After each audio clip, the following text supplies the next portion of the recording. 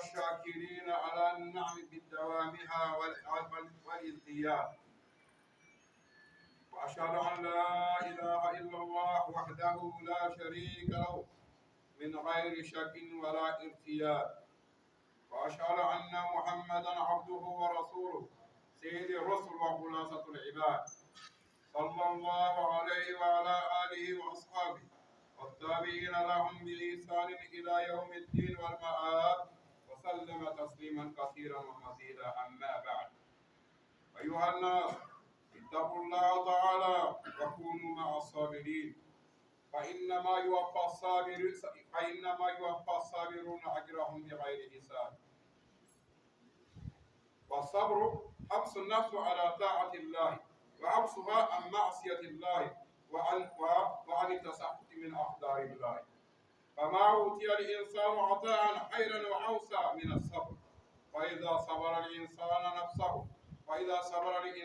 نفسه طاعة لله وصابرا عليها صارت عزيزة له وطبيعة يفرح بفعلها ويختم بفقدها. وإذا صبر نفسه عن المعصية تعود ترك المعاصي، وصارت المعاصي مكروهة لديه وبخيلة عنده. يفرح بفقدها ويختم لوجودها حتى يوفق الله للتوبة منها. وإذا صبر نفسه عن التثبت من أقدار الله صار راضيا مطمئنا بما قدره الله عليه. وإن أصابته ضراء صبر فكان خيرا له، وإن أصابته سراء شكر فكان خيرا له.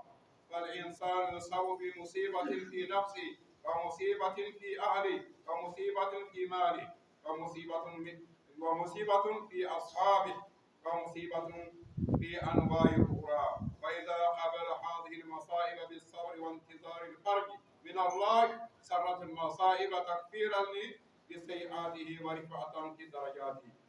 فقد ورد الآيات والأحاديث الكثيرة، فقال تعالى: وبشر الصابرين الذين إذا أصابتهم مصيبة قالوا إنا لله وإنا إليه راجعون، أولئك عليهم صلوات من ربهم ورحمة وأولئك هم المهتدون.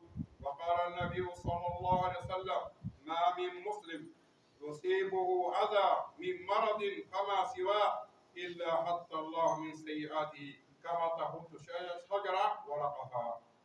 وقال لامرأة من الصحابية: أبشري فإن مرضى المسلم يذهب الله به خطاياه كما تذهب النار خبيث الحديد والحدة. وقال صلى الله عليه وسلم: ما يزال البلاء بالمؤمن والمؤمنة في نفسه وولده حتى يلقى الله وما عليه خطيئة. Gloire à Allah, Seigneur de l'univers. Nous le glorifions, nous implorons son secours, nous demandons son pardon. La guidance est dans la main d'Allah. Allah guide qui il veut. Celui qui a été guidé par Allah, on ne trouvera personne pour l'égarer. L'égarement est dans sa main aussi. Il égare par sa justesse qui il veut. Celui qui a été égaré par Allah, on ne trouvera personne pour le guider. Nous témoignons qu'il n'y a aucune divinité vraie et digne d'adoration si ce n'est qu'Allah subhanahu wa ta'ala. Il est unique dans son être. Il est unique dans sa divinité. Il est unique dans son adoration et il est unique dans ses noms et attributs. Nous disons gloire au Seigneur de l'univers. Louange à Allah qui a promis à ceux qui endurent, qui a donné la promesse à ceux qui se patientent lorsqu'ils sont atteints par un malheur, lorsqu'ils sont atteints par un mal, ils se patientent, ils endurent. Allah subhanahu wa ta'ala les a promis quoi? Il les a promis une récompense sans pour autant calculer ni compter. Allah subhanahu wa ta'ala qui a récompensé ceux qui remercient sa grâce. Si Allah t'accorde une grâce, quelle que soit la grâce qu'Allah t'accorde, ceux qui sont reconnaissants envers Allah et qui le remercient, Allah les a promis quoi? Il les a promis que cette grâce-là qu'il les a accordée va continuer et Allah va encore augmenter davantage. Je témoigne qu'il n'y a aucune vraie divinité et digne d'adoration, si ce n'est qu'Allah subhanahu wa ta'ala, il est seul sans associé, et sans pour autant douter ni hésiter. Et je témoigne que notre bien-aimé, le prophète Muhammad, sallallahu alayhi wa sallam, est son serviteur et messager. C'est le maître, c'est le chef de tout bas, de tous les envoyés, de tous les messagers. Et il est le meilleur des hommes. Il est le choix qu'Allah a choisi parmi les hommes. Qu'Allah augmente sur lui sa bénédiction et son salut, ainsi que sa noble famille et ses compagnons fidèles, ainsi que tous ceux qui ont suivi leur trace dans la bienfaisance, jusqu'au jour de la rétribution, jusqu'au jour où nous allons tous revenir vers Allah subhanahu wa ta'ala. Serviteurs d'Allah, ô les hommes, craignons Allah subhanahu wa ta'ala comme il mérite d'être craint, et soyons parmi les gens qui endurent lorsqu'ils sont atteints par un mal. Soyons parmi les gens qui endurent, les gens qui patientent, les gens qui se maîtrisent lorsqu'ils sont atteints par un mal. Soyons parmi ces gens-là parce que Allah les a promis une récompense énorme. Allah a dit, comme on l'a dit tantôt, Allah va récompenser les patients, les gens qui patientent. Lorsqu'ils sont atteints par un malheur, par un mal, Allah va les récompenser une récompense sans pour autant calculer, sans pour autant compter. La patience, c'est quoi? C'est la retenir. C'est se retenir. C'est se retenir. Patienter, c'est quoi? C'est de se retenir lorsque tu es atteint par un mal et ne pas agir d'une manière qui ne plaît pas à Allah subhanahu wa ta'ala. Il faut être quelqu'un qui peut se retenir. C'est pouvoir retenir son âme. C'est pouvoir retenir son âme dans quoi? Dans l'obéissance d'Allah subhanahu wa ta'ala. Et de pouvoir retenir son âme de ne pas commettre le péché qu'Allah a interdit. Et de ne pas s'irriter, ni se fâcher, ni se mettre en colère, à cause de quoi? À cause de ce que Allah a décrété sur nous. Lorsque Allah a jugé, a décrété sur toi un malheur, sache que ce malheur-là, c'est pour ton bonheur. Allah le fait pour tout ce que Allah fait, il y a une sagesse derrière. Peut-être qu'on ignore cette sagesse-là, mais tout ce que Allah décrète, il y a une sagesse derrière ce décret-là. Lorsque Allah a voulu, Allah a permis qu'un malheur t'atteigne, ne t'irrite pas, ne te fâche pas, ne te mets pas en colère. Patiente en attendant quoi? La délivrance. Patiente et attends la délivrance, car la délivrance va venir. Sache que Allah l'a fait seulement pour t'éprouver, pour voir quel est le degré de ta foi. Allah l'a fait pour savoir quel est le degré de ta foi. Est-ce que tu es parmi les gens qui ont une foi qui est accrue, qui peuvent patienter à ce que Allah a voulu que ça se passe dans leur vie? Est-ce que vous êtes parmi ces gens-là? Sache que c'est une épreuve. Il faut pouvoir endurer aux épreuves d'Allah subhanahu wa ta'ala. Lorsque on patiente, lorsque la personne patiente retient son âme dans l'obéissance d'Allah et incite à quoi? À la patience. La patience devient pour lui quoi? Quelque chose qui est très cher. La patience devient pour lui quoi? Ça devient comme sa nature. Tout ce qui peut arriver dans la vie, il patiente. Et il est content lorsqu'il patiente, il est très content d'avoir patienté. Et lorsqu'il n'arrive pas à se retenir à patienter, alors il est mécontent. Pourquoi j'ai agi de telle sorte? Pourquoi Allah m'a atteint tel malheur? Je n'ai pas pu me patienter. Alors, vous voyez qu'ils sont mécontents. Ils ont des soucis. Ils sont soucieux. Ils ont des soucis. Pourquoi? Parce qu'ils n'ont pas pu se patienter. Et lorsque ils patientent, de ne pas commettre un péché, alors qu'ils en ont les moyens de le faire, sache qu'ils sont contents. Ils sont contents. Pourquoi? Parce que le péché devient devant eux quoi? Quelque chose de détestable. Ils haïssent le péché. Ils ne veulent pas voir le péché. Donc, lorsqu'ils se retiennent de ne pas commettre le péché, ils sont contents. Ils patientent. Pourquoi? Ils se sont patientés de ne pas commettre ce péché alors qu'ils avaient les moyens de le faire. Voilà pourquoi, serviteurs d'Allah, quand ils se retiennent de ne pas commettre un péché, vous voyez qu'ils sont contents d'avoir agi de la sorte. Comme je le disais tantôt, le péché devient quelque chose de détestable pour eux. Ils haïssent le péché. Qu'Allah nous fait parmi les gens qui détestent le péché et qui patientent lorsqu'ils sont atteints par un mal. Qu'Allah fasse de nous ceux-là. Donc, serviteurs d'Allah, Allah nous recommande à la patience. Allah nous recommande à la patience. Soyons patients lorsque nous sommes atteints par un malheur.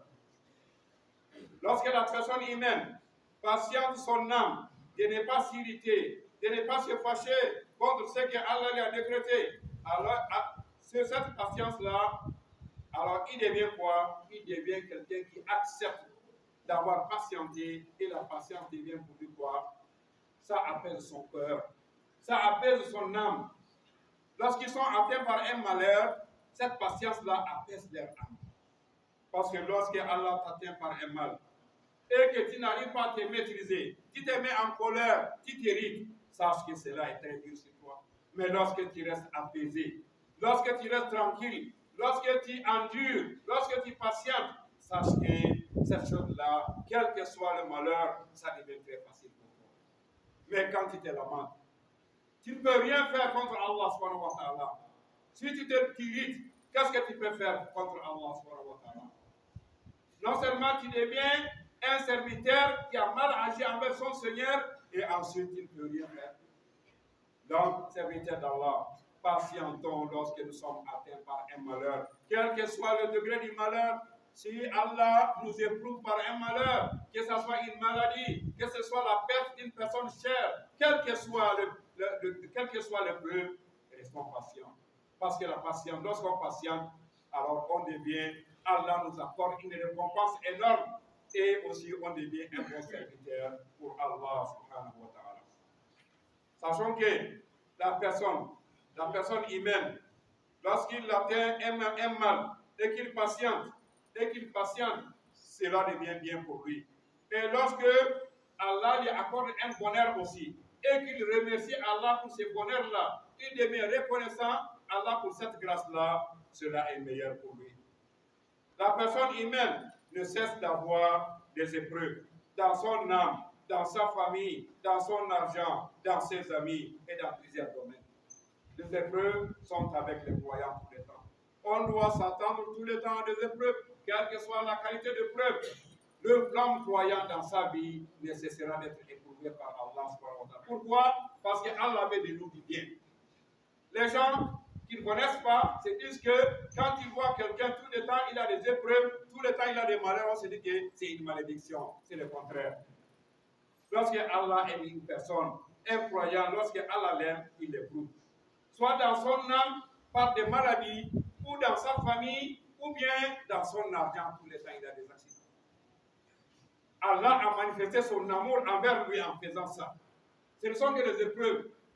Quelle que soit la dureté de l'épreuve, sache que c'est pour un temps, ça va toujours passer. Et pendant ce temps, il faut être un bon serviteur. Il faut être un serviteur alors qui endure à ce que Allah lui a éprouvé. C'est ce que Allah nous demande.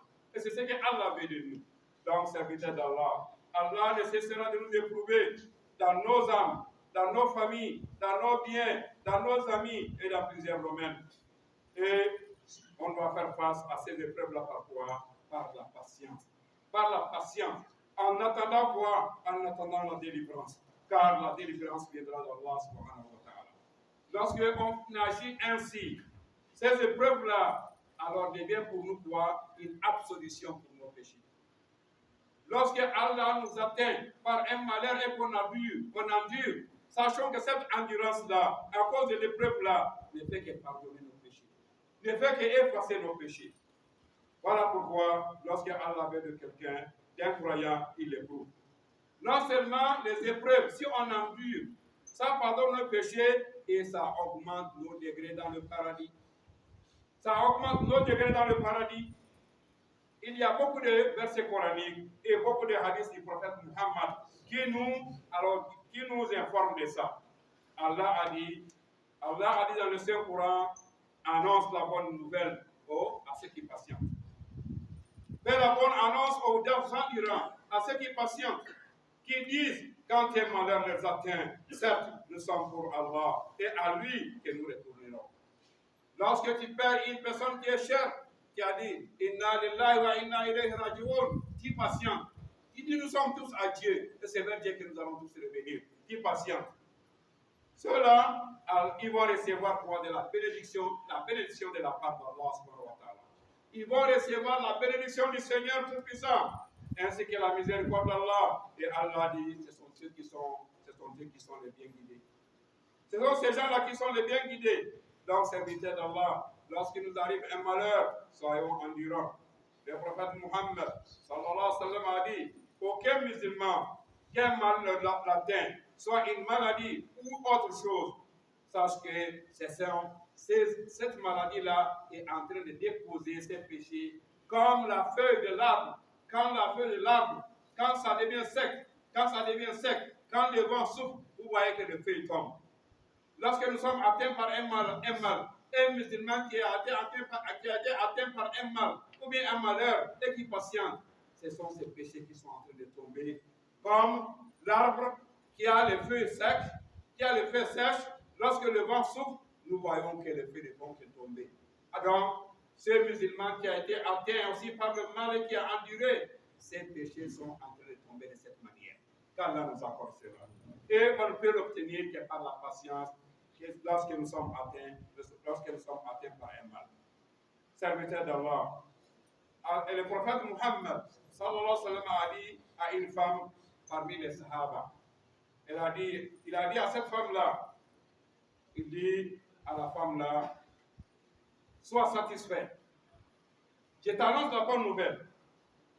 Sache que les maladies des musulmans ne font que partir ses péchés. La maladie pour un musulman ne fait que faire partie de ses péchés. Donc, lorsque tu tombes malade, il faut endurer. Cela, se faire soigner n'est pas interdit parce que Allah a permis. Les médicaments qu'Allah a permis, cela n'est pas interdit. Mais tout en sachant que les médicaments, les médecins ne sont que des causes.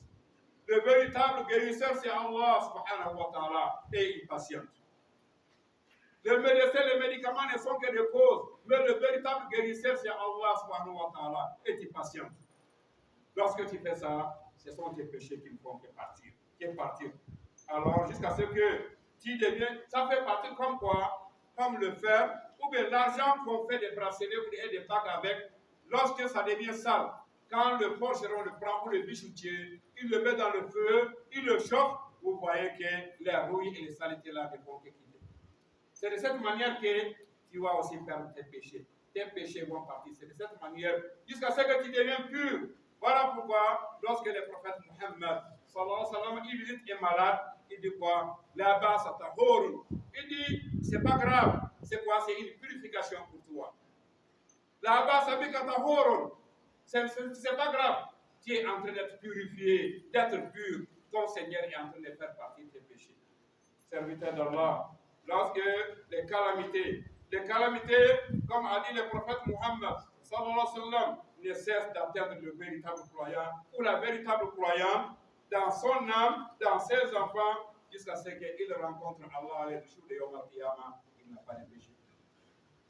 Les calamités ne cesseront d'atteindre les musulmans et les musulmanes jusqu'à leur mort. Voilà la signification du hadith. Jusqu'à ce que tu rencontres Allah subhanahu wa ta'ala sans péché.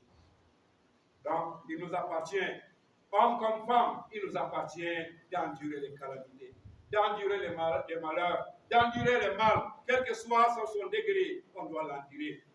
Donc, c'est ce que Allah nous recommande, c'est ce que Allah veut de nous, c'est cela qui va nous purifier, et c'est cela qui fera de nous des gens qui vont, alors qu'Allah va accorder une récompense sans pour autant calculer.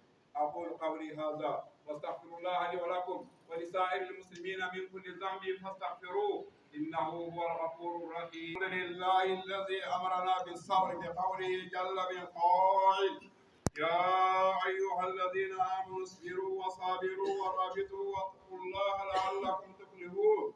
والصلاة والسلام على أشرف الأنبياء والمرسلين سيدنا ونبينا وقرة أعيننا محمد بن عبد الله سيد الأولين والآخرين وعلى آله وأصحابه والتابعين لهم بإحسان وسلم تسليما كثيرا أما بعد. أيها المسلمون والمسلمات عليكم بالصبر على أقدار الله وإياكم ثم إياكم وتصحط وتدبر. إياكم ثم إياكم وتصحط وتدبر على ما قضاه الله وقدره. فإن هذا من علامة ضعف الإيمان. Gloire à Allah, Seigneur de l'univers. Le salut et les bénédictions sur notre bien-aimé, le prophète Muhammad, sa noble famille et ses compagnons fidèles, et ceux qui ont suivi leurs traces jusqu'à la fin des temps. Serviteurs d'Allah.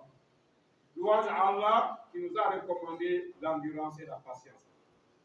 Par sa parole, lorsqu'il dit, vous qui avez cru, endurez et incitez à l'endurance, luttez constamment dans le chantier de Dieu et craignez Allah, ainsi vous allez réussir, vous allez avoir la réussite. Dans ce noble verset, qui est à la fin de Sourate Al-Imran, qu'est-ce qu'Allah dit?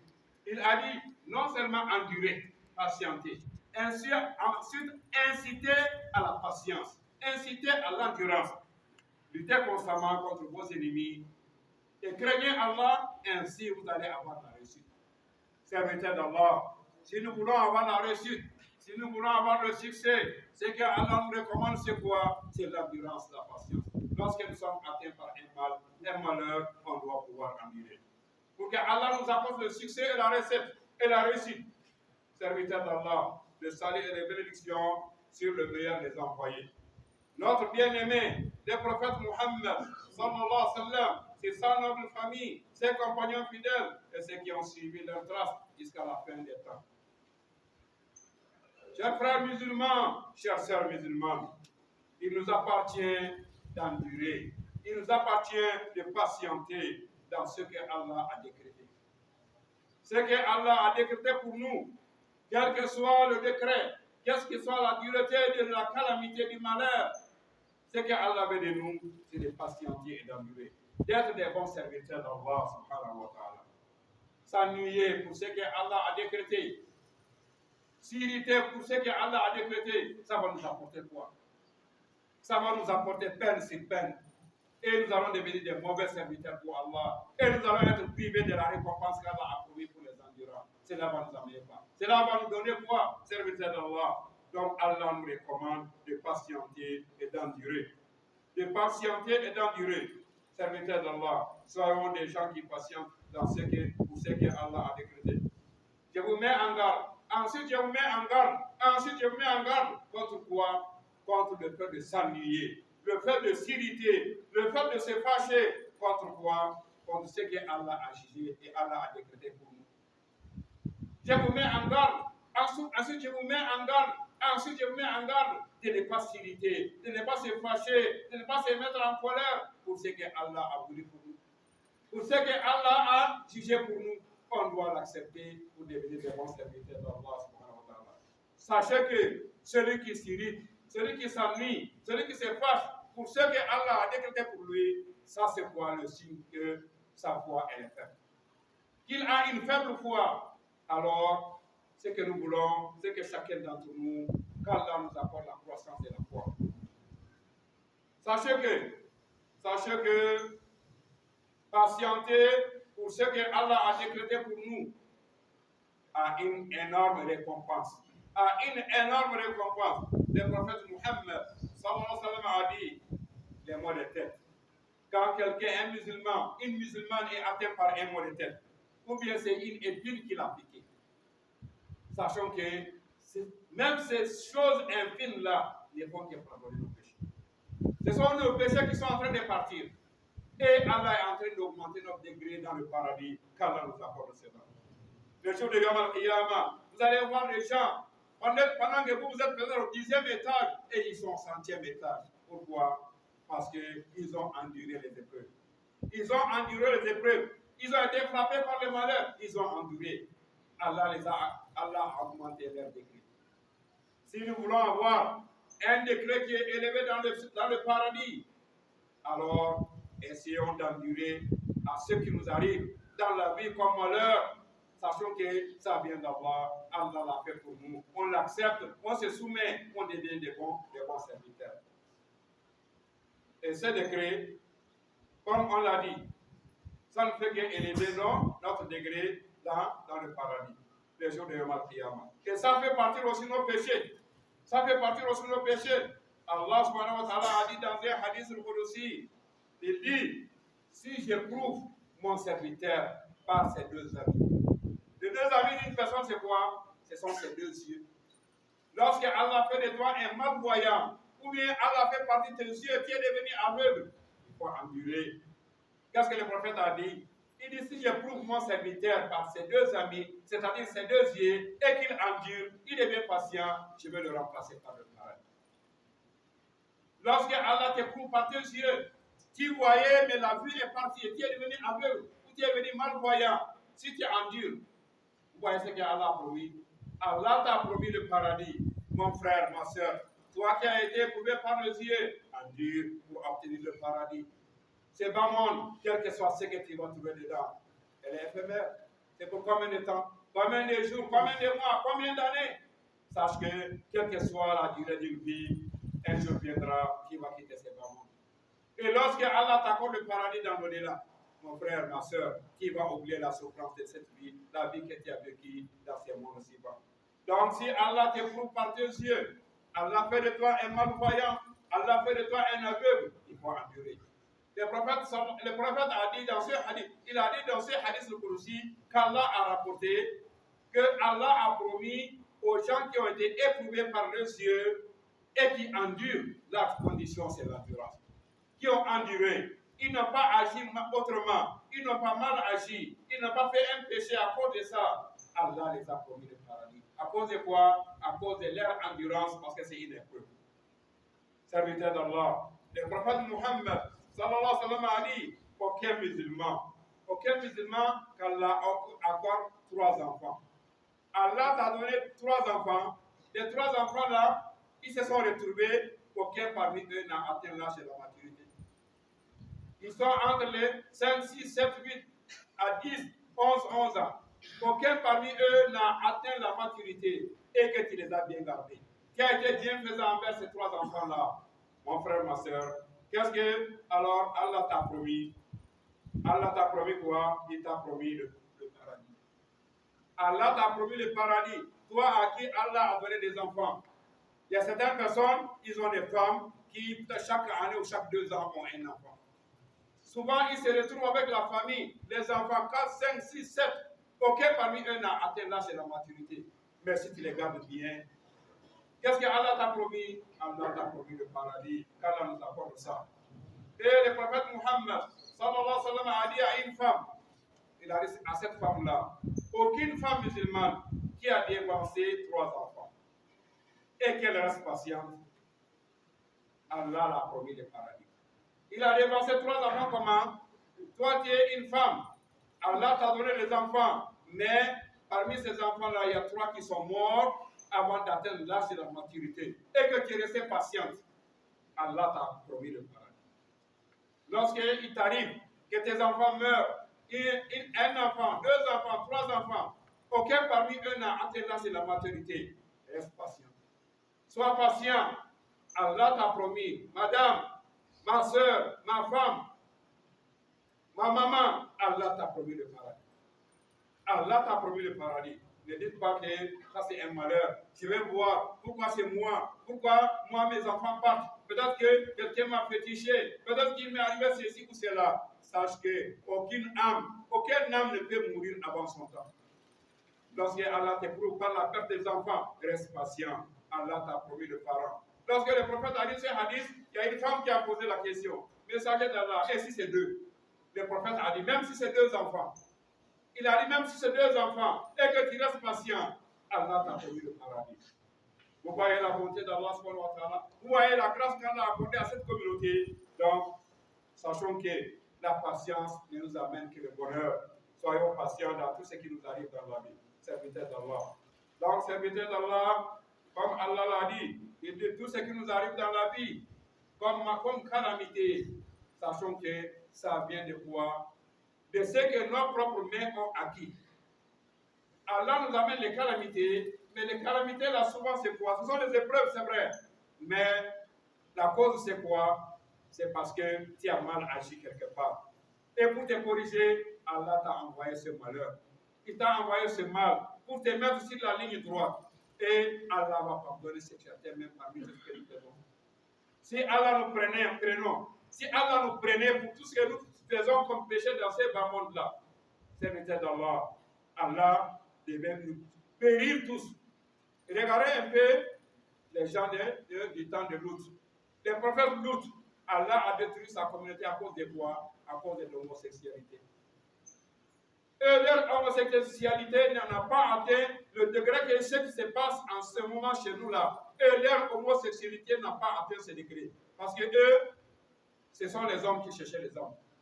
Mais en notre temps là, l'homosexualité devient comment quoi? Les hommes cherchent les hommes et les femmes cherchent les femmes. Pour nous, nous avons dépassé le degré.